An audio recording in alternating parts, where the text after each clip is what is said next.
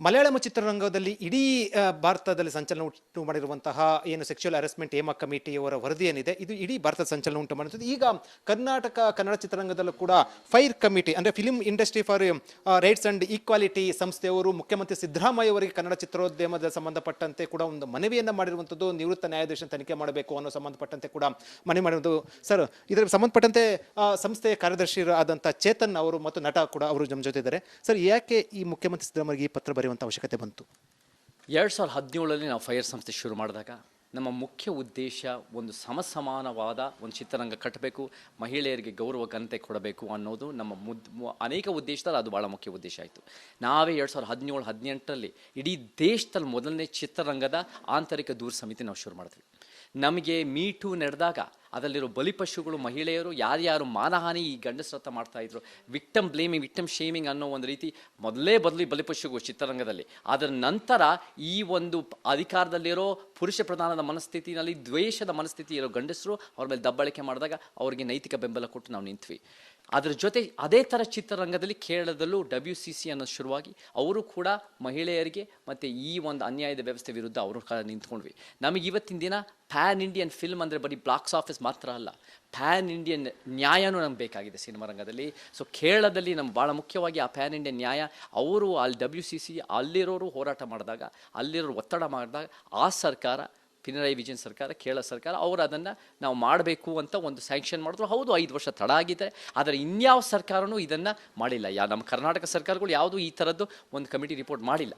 ಪಿನರಾಯಿ ವಿಜಯನ್ ಅವರು ಕೇರಳ ಸರ್ಕಾರ, ಅವರ ಪಕ್ಷದ ಸರ್ಕಾರಗಳು ಮಾಡ್ಬೋದು ಅಂದರೆ ಯಾಕೆ ಸಿದ್ದರಾಮಯ್ಯನವರು ದೊಡ್ಡದಾಗಿ ಸಂವಿಧಾನ ನಾವು ಎತ್ತಿ ಹಿಡಿತೀವಿ, ನಾವು ಬೇರೆಯವರೆಲ್ಲ ಸಂವಿಧಾನ ವಿರೋಧಿ ಅನ್ನೋರು? ನಿಮಗೆ ಮಹಿಳೆಯರಿಗೆ ಅನ್ಯಾಯ ಆಗ್ತಿದ್ದಾಗ ನಿಮಗೆ ಕಾಣಲ್ವಾ? ಮಹಿಳೆಯರ ದೌರ್ಜನ್ಯ ಆಗ್ತಿದ್ದಾಗ ನಿಮಗೆ ಅದ್ರ ಬಗ್ಗೆ ಗಮನ ಇಲ್ವಾ? ನೀವು ಮಾಡಿ ತೋರಿಸಿ, ನೀವು ಎಷ್ಟು ಮಟ್ಟಿಗೆ ನಿಮ್ಮ ಕಾಳಜಿ ಇದೆ 50% ಜನರ ಬಗ್ಗೆ ಅಂತ ನೀವು ತೋರಿಸ್ಬಿಟ್ಟು ನಮಗೂ ಕೂಡ ಹೇಮಾ ಕಮಿಟಿ ರಿಪೋರ್ಟ್ ಅನ್ನೋದು ಹೇಗೆ ಒಂದು ನ್ಯಾಯಾಧೀಶರು ಒಂದು ರಿಟೈರ್ಡ್ ನ್ಯಾಯಾಧೀಶರು ಮಾಡಿದರೋ, ನಮಗೂ ಕೂಡ ಒಂದು ಹೈಕೋರ್ಟ್ ಜಡ್ಜು, ಒಂದು ಸುಪ್ರೀಂ ಕೋರ್ಟ್ ಜಡ್ಜ್, ನ್ಯಾಯಾಧೀಶರು ತಂದುಬಿಟ್ಟು ನಮಗೆ ಏನೇನಿದೆ ಅನ್ಯಾಯ ಆಗಿದೆ ಅಂತ ಬಿಡಿಸಿ ಹೇಳಬೇಕು. ನಮಗೆ ಒಂದು ಯಾವ ನ್ಯಾಯಾಧೀಶರು ಬೇಕು ಅಂದರೆ ಯಾರು ನಮಗೆ ಲಿಂಗ ಸಮಾನತೆ, ಲಿಂಗ ನ್ಯಾಯದ ಬಗ್ಗೆ ಕೆಲಸ ಮಾಡಿದರು, ಅದು ಗಂಡಸಾಗಲಿ ಹೆಂಗಸಾಗಲಿ, ಒಂದು ಆ ಉದ್ದೇಶ ಮನಸ್ಥಿತಿ ಇರೋರು ನಮಗೆ ಬೇಕಾಗಿದೆ. ಸೊ ಅದನ್ನು ನಾವು ತರಬೇಕು. ಅದ್ರ ಜೊತೆ ಇದು ಯಾವಾಗ ಆಚೆ ತರ್ತಾರೋ, ನಾವು 3 ತಿಂಗಳು ಟೈಮ್ ಲೈನ್ ಇಟ್ಟಿದ್ವಿ. ಅವ್ರ ಥರ 5 ವರ್ಷ ಅಂತ ಬೇಕಾಗಿಲ್ಲ, 5 ವರ್ಷ ಭಾಳ ತಡ ಆಗುತ್ತೆ. 3 ತಿಂಗಳು 4 ತಿಂಗಳು ನೀವು ತಂದುಬಿಟ್ಟು ಅದರ ತಕ್ಕಂತೆ ಯೋಜನೆಗಳು ತಂದುಬಿಟ್ಟು ಈ ಒಂದು ಲೈಂಗಿಕ ದೌರ್ಜನ್ಯ ಏನು ತಲೆಮಾರುಗಳಿಂದ ನಡೆದಿದೆ ಅದರ ಮೇಲೆ ಕಡಿವಾಣ ಹಾಕಬೇಕು. ನಮ್ಗೆ 153 ಜನ ನಮ್ಮ ಜೊತೆ ಸೇರಿದ್ದಾರೆ. ದೊಡ್ಡ ಆ ಹೆಸರುವಾಸಿ ವ್ಯಕ್ತಿಗಳ ಜೊತೆ ಎಲ್ಲ ರೀತಿಯಲ್ಲೂ ಲಿಂಗ ಸಮಾನತೆಗೋಸ್ಕರ ಹೋರಾಟ ಮಾಡ್ಕೊಂಡು ವಿಶ್ವಾಸಾರ್ಹತೆ ಪಡೆದಿರೋರು ನಮ್ಮ ಜೊತೆ ಸೇರಿದ್ದಾರೆ. ಸೊ ನಾವು ಈ ಒಗ್ಗಟ್ಟಿನಲ್ಲಿ film industry for rights and equality fire, ನಾವು ಕರ್ನಾಟಕಕ್ಕೆ ಒಂದು ಉತ್ತಮವಾದ ಚಿತ್ರರಂಗ ಬೇಕು. ಅದರಲ್ಲಿ ಮಹಿಳೆಯರಲ್ಲಿ ಭಾಳ ಪ್ರತಿಭೆ ಇದೆ, ಆದರೆ ಮಹಿಳೆಯರಲ್ಲಿ ಬರಹಗಾರತೆ, ಎಷ್ಟೋ ರೀತಿ ತಂತ್ರಜ್ಞಾನ, ಅಫ್ಕೋರ್ಸ್ ಆ್ಯಕ್ಟಿಂಗು, ಎಲ್ಲ ರೀತಿಯ ನಿರ್ದೇಶನ, ಆ ಪ್ರತಿಭೆನ ಬರಬೇಕು, ನಮ್ಮ ಚಿತ್ರರಂಗಕ್ಕೆ ಬೆಳಿಬೇಕು ಅಂದರೆ ನಾವು ಒಂದು ಸ್ವಚ್ಛವಾದ ಚಿತ್ರರಂಗ ಬೇಕು, ಒಂದು ಸಮಾಜದ ಚಿತ್ರರಂಗ ಬೇಕು. ಸೊ ಅದನ್ನು ಮಾಡಬೇಕು ಅಂದಾಗ ಒಂದು ಇದನ್ನೆಲ್ಲ ಒಂದು ಸುಧಾರಣೆ ಆಗಬೇಕು. ಇವಾಗ ಕೇರಳದಲ್ಲಿ ಸುಧಾರಣೆ ಆಗ್ತಾ ಇದೆ. ಸುಧಾರಣೆ ಅಂದರೆ ಚಿತ್ರರಂಗದಿಂದನೇ ಚಿತ್ರರಂಗ ಸುಧಾರಣೆ ಆಗುತ್ತೆ ನಾವು ನಂಬಲ್ಲ. ಭಾಳ ಮುಖ್ಯವಾಗಿ ಸರ್ಕಾರ ಇದನ್ನು ಗಮನ ತಗೋಬೇಕು.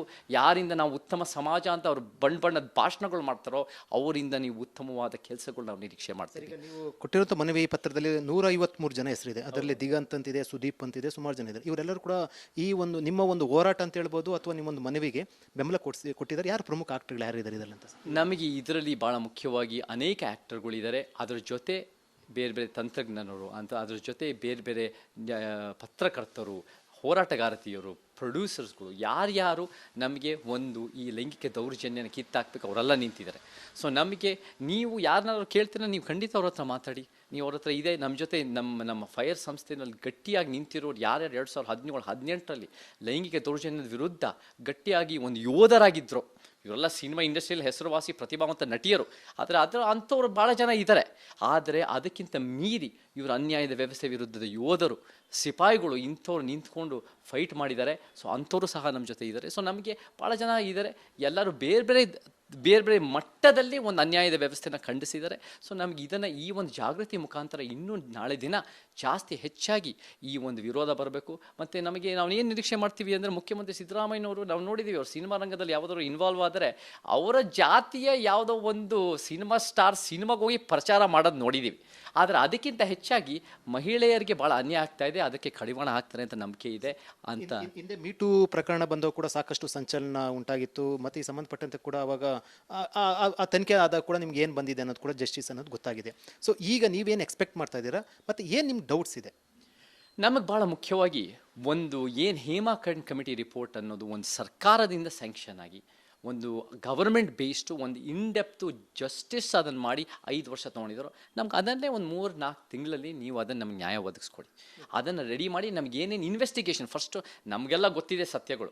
ಈ ಮಹಿಳೆಯರೆಲ್ಲ ಏನೇನಾಗಿದೆ, ಪ್ರತಿಯೊಂದು ಮಹಿಳೆಯರು ಯಾರ್ಯಾರು ನಮ್ಮ ಜೊತೆ ಒಂದು ಈ ಪಿಡುಗನ್ನು ಕಿತ್ತಾಕ ಬರೋ ಮಹಿಳೆಯರಿಗೂ ಗೊತ್ತಿದೆ ಇದನ್ನ ಸತ್ಯ ಅಂತ, ಇದು ನಮ್ಮ ವಿರುದ್ಧ ನಿಂತ್ಕೊಳ್ಳೋ ಮಹಿಳೆಯರಿಗೂ ಸಹ ಇದು ಸತ್ಯ ಅಂತ ಗೊತ್ತಿದೆ. ಆದರೆ ಅದನ್ನು ನೀವು ನಿಮ್ಮ ಇನ್ವೆಸ್ಟಿಗೇಷನ್ ಮಾಡಿ. ಆ ಇನ್ವೆಸ್ಟಿಗೇಷನ್ ಮಾಡಿದ್ಮೇಲೆ ಅದರ ತಕ್ಕಂತೆ ಯೋಜನೆಗಳು ತೊಗೊಂಬಂದು ಇದನ್ನು ನಾವು ಏನೇನು ಮಾಡ್ಬೋದು, ಹೆಂಗೆ ಕಡಿವಾಣ ಹಾಕ್ಬೋದು ಅಂತ ನಾವೆಲ್ಲ ಕೂತ್ಕೊಂಡು ಮಾತಾಡೋಣ. ಫೈರ್ ಅನ್ನೋದು ಕೂಡ ನಾವೆಲ್ಲ ಇಲ್ಲಿ ಭಾಳ ಒಂದು ವಿಚಾರವಂತರು, ಕಾಳಜಿ ಉಳ್ಳವರು ಭಾಳ ಜನ ಸೇರಿದ್ದೀವಿ. ನಮ್ಮನ್ನು ನಿಮಗೆ ಅನಿಸಿದ್ರೆ ನೀವು ನಮ್ಮನ್ನು ಸೇರಿಸ್ಕೊಂಡು ನಾವು ಮಾಡೋಣ. ಬಟ್ ಅದ್ರ ಜೊತೆ ಭಾಳ ನಾವು ಏನು ಕೇರಳ ಸರ್ಕಾರದಲ್ಲಿ ಮಾಡೋಕ್ಕೆ ಒಂದು ರಾಜಕೀಯ ಇಚ್ಛಾಶಕ್ತಿ ಇದೆ ಅಂದರೆ ನಮ್ಮ ಕರ್ನಾಟಕದಲ್ಲಿ ಇಲ್ವಾ ಅನ್ನೋ ಪ್ರಶ್ನೆ ಬರುತ್ತೆ. ಚೇತನ್, ನಂದೊಂದು ಪ್ರಶ್ನೆ. ಈಗ ನೀವು ಈ ರೀತಿ ಮುಖ್ಯಮಂತ್ರಿ ಸಿದ್ದರಾಮಯ್ಯ ದೂರು ಕೊಡಬೇಕಾದ್ರೆ 153 ಜನ ಹೆಸರು ಹಾಕಿರ್ಬೇಕಾದ್ರೆ ಅದೆಲ್ಲ ಸಾಕಷ್ಟು ಒಂದು ಏನಂತಾರೆ ತುಂಬ ಗಂಭೀರವಾದಂಥ ಪ್ರಕರಣ ಮತ್ತು ಗಂಭೀರವಾದಂಥ ವಿಚಾರ ಎತ್ತಿರುವಂಥದ್ದು.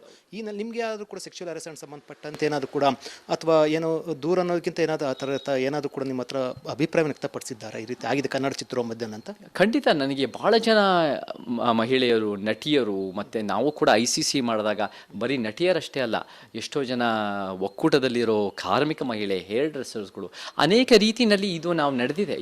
ಇದು ಬರೀ ನಟಿಯರು ಆಗೋದಷ್ಟೇ ಅಲ್ಲ, ಅಥವಾ ಬರೀ ಹೊಸಬ್ರಿಗಾಗೋದಷ್ಟೇ ಅಲ್ಲ, ಎಲ್ಲ ಡಿಪಾರ್ಟ್ಮೆಂಟಿನ ಮಹಿಳೆಯರಿಗೆ ಬೇರೆ ಬೇರೆ ಮಟ್ಟಕ್ಕೆ ಇದು ನಡೆದೋಗಿರುತ್ತೆ ಅಂತ ಹೇಳಿದ್ರೆ ಸುಳ್ಳಿಲ್ಲ. ಆದರೆ ಈ ಸಮಾಜದಲ್ಲಿ ಏನಾಗುತ್ತೆ ಅಂದರೆ, ನಾನೇನಾದರೂ ಅದನ್ನ ವಿರುದ್ಧ ಮಾತಾಡಿದ್ರೆ ನನ್ನನ್ನೇ ಮಾನಹಾನಿ ಮಾಡ್ತಾರೆ, ನನ್ನನ್ನೇ ವಿಕ್ಟಮ್ ಬ್ಲೇಮಿಂಗ್ ಮಾಡ್ತಾರೆ, ನನ್ನನ್ನೇ ಕ್ಯಾರೆಕ್ಟರ್ ಅಸಾಸಿನೇಟ್ ಮಾಡ್ತಾರೆ ಅನ್ನೋ ಕಾರಣಕ್ಕೆ ಅವ್ರು ಯಾರು ಮಾತಾಡಲ್ಲ. ಕೆಲವರು ಅದನ್ನು ನಾವು ಮಾತಾಡಬಾರ್ದು ಅಂತ ಮುಚ್ಚಾಕೋರು ಇದ್ದಾರೆ. ಸೊ ಇದನ್ನು ನಾವು ಮಹಿಳೆಯರು ಅಥವಾ ಮಹನೀಯರ ವಿರುದ್ಧದ ಘರ್ಷಣೆ ಅಲ್ಲ, ಇದು ಯಾರು ನಮ್ಮಂಥ ಒಂದು ಸಮಾಜ ನ್ಯಾಯದ ಪರವಾಗಿ ನಿಂತಿರೋ ಕೆಲವರು ಮತ್ತು ಈ ಅನ್ಯಾಯದ ವ್ಯವಸ್ಥೆನ ಎತ್ತಿ ಹಿಡಿಯೋರು ಅನೇಕರು, ಈ ಸಂಘರ್ಷ ಇದನ್ನು ಎತ್ತಿ ಹೇಳಿದಕ್ಕೆ ಒಂದು ಪೂರಕವಾಗಿ ಏನಂತಂದರೆ, ಅಂದರೆ ನಿಮ್ಮ ಒಂದು ಮನವಿಗೆ ಈಗ ಒಂದಷ್ಟು ಸುಮಾರು ಜನ ನಿಮ್ಮ ಹತ್ರ ಆ ಒಂದು ಲೈಂಗಿಕ ಶೋಷಣೆ ಆದಾಗ ಕೂಡ ನಿಮ್ಮ ಹತ್ರ ಹೇಳಿರ್ಬೋದು, ಹೊರಗಡೆ ಬಹಿರಂಗ ಹೇಳಿಲ್ಲ. ಇದೇ ರೀತಿ ಮಲಯಾಳಂ ಚಿತ್ರರಂಗದಲ್ಲಿ ಕೂಡ ಹೇಮಾ ಕಮಿಟಿ ಆದಾಗ ಇವೆಲ್ಲವೂ ಕೂಡ ವಿಚಾರ ಹೊರಗಡೆ ಬಂತು, ಇಡೀ ದೇಶ ಕೂಡ ಶಾಕ್ ಆಯಿತು. ಸೊ ಅಲ್ಲಿ ಫಿಲಿಂ ಚೇಂಬರ್ ಅಧ್ಯಕ್ಷ ಕೂಡ ರಾಜೀನಾಮೆ ಕೊಡುವಂಥ ಪ್ರಸಂಗ ಬಂತು. ಅಂದರೆ ಅಷ್ಟರ ಮಟ್ಟಿಗೆ ನೈತಿಕತೆ ಪ್ರಶ್ನೆ ಇವೆಲ್ಲವೂ ಕೂಡ ಉದ್ಭವ ಆಯಿತು. ಈಗ ಮುಖ್ಯಮಂತ್ರಿ ಸಿದ್ದರಾಮಯ್ಯ ನೀವು ಪತ್ರ ಕೊಟ್ಟಿರುವಂಥದ್ದಲ್ಲಿ ನಿಮ್ಮ ಜೊತೆ ಬೆಂಬಲಕ್ಕೆ ಯಾರು ನಿಲ್ತಾರೆ? ಅಂದರೆ ಇವಾಗ ಸುದೀಪ್, ಅಂದರೆ ಕಿಚ್ಚ ಸುದೀಪ್ ಅವರು ಕೂಡ ನೀವು ಮಾತಾಡಿದ್ದೀರಾ, ಅಂದರೆ ನೀವು ಹೆಸರು ಹಾಕಿರೋದು ನಾನು ಕೇಳ್ತಾ ಇರೋದು, ಅವರೆಲ್ಲವೂ ಕೂಡ ಇದಕ್ಕೆ ಓಕೆ ಅಂತ ಹೇಳಿದ್ದಾರೆ, ಹೆಂಗೆ ಅಂತ?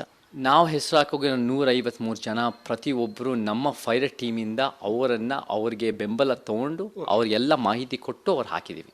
ನಾವು ಪ್ರತಿಯೊಬ್ಬರು ಪಕ್ಕಾ ನೋಡ್ಕೊಂಡು ಮತ್ತೆ ಚೆಕ್ ಮಾಡಿ, ಪ್ರತಿಯೊಬ್ಬರು ನಮ್ಮ ಫೈರ್ ಗ್ರೂಪ್ನಲ್ಲಿರೋ ಯಾರ್ಯಾರು ಲಿಂಗ ಸಮಾನತೆ ಬಯಸೋರು, ಯಾರ್ಯಾರು ಕಮಿಟೆಡಾಗಿ ಕೆಲಸ ಮಾಡಿದ್ದಾರೆ ಅವರೇ ಈ ಒಂದು ಹೆಸರುಗಳು ತಂದೀವಿ. ಸೊ ನಮಗೆ ಎವಿಡೆನ್ಸ್ ಪೂರ್ವವಾಗಿ ಅವರು ಇದನ್ನು ಮಾಹಿತಿ ತೊಗೊಂಡು ಕೊಟ್ಟಿದ್ದಾರೆ.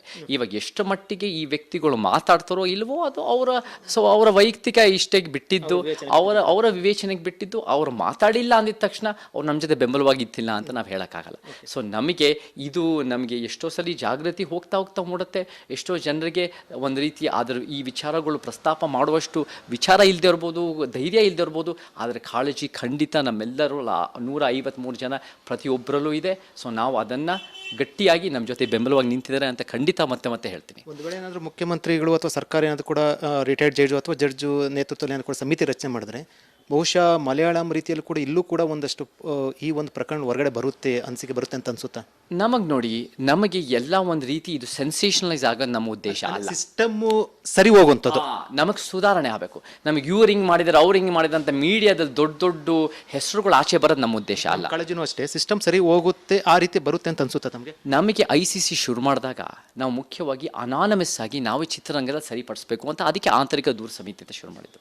ಸರ್ಕಾರನೂ ಇವಾಗ ಇನ್ವಾಲ್ವ್ ಆಗಿದ ತಕ್ಷಣ ಏನಾಗುತ್ತೆ ಅಂದರೆ ಮಹಿಳೆಯರಿಗೆ ಎಷ್ಟೋ ಜನ ಭಾಳ ನೊಂದಿರ್ತಾರೆ, ಭಾಳ ತಾರತಮ್ಯ ಮತ್ತು ಅನುಭವಿಸಿರ್ತಾರೆ. ಅವ್ರಿಗೂ ಒಂದು ಧೈರ್ಯ, ಕಾನ್ಫಿಡೆನ್ಸ್ ಬರುತ್ತೆ. ನಮ್ಮ ಸರ್ಕಾರನೂ ಇವಕ್ಕೆ ತೊಗೊಂಡಿದ್ದಾರೆ, ಎಲ್ಲ ಮಾಹಿತಿ ಇದೆ, ನಾನು ಮಾತಾಡಿದ್ರೆ ಕೇಳುತ್ತಾರೆ ಅನ್ನೋ ಒಂದು ಫೈನಲಿ ಎಷ್ಟು 10 ವರ್ಷ ಆಗ್ಬೋದು, 15 ವರ್ಷ ಆಗ್ಬೋದು, ಅಥವಾ 2 ವರ್ಷ ಆಗಿರ್ಬೋದು, ಒಂದು ಕಾನ್ಫಿಡೆನ್ಸ್ ಬರುತ್ತೆ. ಸೊ ನಮಗೆ ಬಟ್ ನಾವು ಮುಖ್ಯ ನೋಡ್ತಾ ಇರೋದು ಇದನ್ನು ಒಂದು ಸೆನ್ಸೇಷನೈಸ್ ಮಾಡಿ ಹೆಸರುಗಳು ತರೋದಲ್ಲ. ನಾವೇನು ನೋಡ್ತಾ ಇದ್ದೀವಿ ಅಂದರೆ ವ್ಯವಸ್ಥೆಯನ್ನು ಸುಧಾರಣೆ ಮಾಡಬೇಕು, ಒಂದು ಕ್ಲೆನ್ಸಿಂಗ್ ಆಗಬೇಕು, ಅದನ್ನು ಈ ಒಂದು ಸಮಸ್ಯೆಯನ್ನು ಹೋಗಲಾಡಿಸ್ಬೇಕು, ಮತ್ತು ಪ್ರತಿಯೊಬ್ಬರಿಗೂ ಒಂದು ಜಾಗೃತಿ ಆಗಬೇಕು. ಮಹಿಳೆಯರಿಗೆ ಅವರ ಹಕ್ಕುಗಳ ಬಗ್ಗೆ, ಮಹನೀಯರಿಗೆ ಅವರ ಪ್ರಾಪರ್ ಬಿಹೇವಿಯರ್ ಬಗ್ಗೆ ಎಲ್ಲರಿಗೂ ಜಾಗೃತಿ ಮಾಡಬೇಕು. ಫಿಲ್ಮ್ ಚೇಂಬರ್ ಅಧ್ಯಕ್ಷನ ಅಥವಾ ಫಿಲ್ಮ್ ಚೇಂಬರ್ನ ಏನು ಕೊಡಿದ್ರೆ ಇನ್ವಾಲ್ವ್ ಮಾಡ್ತಾರೆ, ಮೀಟ್ ಮಾಡೋಂಥದ್ದು ಅಥವಾ ಅವ್ರಿಗೇನು ಮನವಿ ಕೊಡುವಂಥದ್ದು ಏನು ಮಾಡ್ತಾರೆ? ನಾವು ಫೈರಿಂದ ಭಾಳ ಸರಿ ನಾವು ಫಿಲ್ಮ್ ಚೇಂಬರ್ ಮೀಟ್ ಮಾಡಿದ್ವಿ ಮುಂಚೆನೂ. ನಾವು ಖಂಡಿತ ನಮಗೆ ಎಲ್ಲ ಸಿನಿಮಾ ರಂಗದವ್ರು ಎಲ್ಲರೂ, ನಾವು ಸಿನಿಮಾ ರಂಗದವರೇ, ನಮ್ಗೆ ಎಲ್ಲರೂ ಬೇಕು, ಇದು ಎಲ್ಲರೂ ಸೇರ್ ಮಾಡಬೇಕು. ಮತ್ತು ಎಲ್ಲರೂ ಕನ್ನಡ ಚಿತ್ರರಂಗದವ್ರುಗಳು ಇದು ಸತ್ಯ, ಇದು ಒಂದು ಒಳ್ಳೆಯ ಹೋರಾಟ ಅಂತ ನಮಗೆ ಅನಿಸಿರುತ್ತೆ ಅಂತ ನನಗೂ ಗೊತ್ತಿದೆ. ಆದರೆ ಅವರಲ್ಲಿ ಅದೆಷ್ಟು ಮಟ್ಟಿಗೆ ನಿಂತ್ಕೊತಾರೆ ನನಗೆ ಗೊತ್ತಿಲ್ಲ. ಬಟ್ ಈ ಜಾಗೃತಿ ಮೂಡೋದು ಎಲ್ಲರಿಗೂ ಬೇಕು. ಮತ್ತು ಈ ಸಿನಿಮಾ ರಂಗದಲ್ಲಿ ಮಾತ್ರ ಅಲ್ಲ, ಈ ಸಿನಿಮಾ ರಂಗ ಈ ವಿಚಾರನ ಧೈರ್ಯವಾಗಿ ನಿಂತು ಮುಂದೆ ಇಟ್ಟಿದ್ದೀವಿ. ಆದರೆ ಎಲ್ಲ ಕ್ಷೇತ್ರದಲ್ಲೂ ಮಹಿಳೆಯರ ಮೇಲೆ ದೌರ್ಜನ್ಯ, ಬೇರೆ ಬೇರೆ ಥರ ಕಿರುಕುಳ ಆಗುತ್ತೆ. ಸಿನಿಮಾ ರಂಗದಲ್ಲಿ ಇನ್ನೂ ಸಮಸ್ಯೆ. 50 ಜನ ಆಚೆ ಇರ್ತಾರೆ, 50 ಜನಕ್ಕೆ ಒಬ್ಬರು ಇಬ್ಬರು ಇರ್ತಾರೆ, ರಾತ್ರಿ ಎಲ್ಲ ಹೋಗ್ತಿರ್ತಾರೆ, 2 ತಿಂಗಳು ಚೇಂಜ್ ಆಗ್ತಾ ಇರುತ್ತೆ. ಒಂದು ಆಫೀಸ್ ರೂಮ್ CCTV ಕ್ಯಾಮ್ರಾ ಅಂತ ಇರಲ್ಲ, ಚೇಂಜ್ ಮಾಡೋಕ್ಕೆ, ಬಟ್ಟೆ ಹಾಕೊಳ್ಳೋಕ್ಕೆ, ಒಂದು ಬಾತ್ರೂಮ್, ಟಾಯ್ಲೆಟ್, ಎಷ್ಟೋ ವ್ಯವಸ್ಥೆಗಳು ಕಷ್ಟ ಆಗುತ್ತೆ. ಚಿಕ್ಕ 18, 20, 22 ವರ್ಷದ ಹೆಣ್ಮಕ್ಳು ಬರ್ತಾ ಇರ್ತಾರೆ, ವಯಸ್ಸಾಗಿರೋ, ದುಡ್ಡಿರೋ ಗಂಡಸರು ಇರ್ತಾರೆ, ಪವರ್ಫುಲ್ ಇನ್ಫ್ಲೂಯೆನ್ಸ್ ಇರೋ. ಸೊ ಚಿತ್ರರಂಗದಲ್ಲಿ ಈ ಎಲ್ಲ ಸಮಸ್ಯೆಗಳು ಇನ್ನೂ ಹೆಚ್ಚಾಗಿ ಪ್ರಮಾಣದಲ್ಲಿ ಇರ್ತವೆ.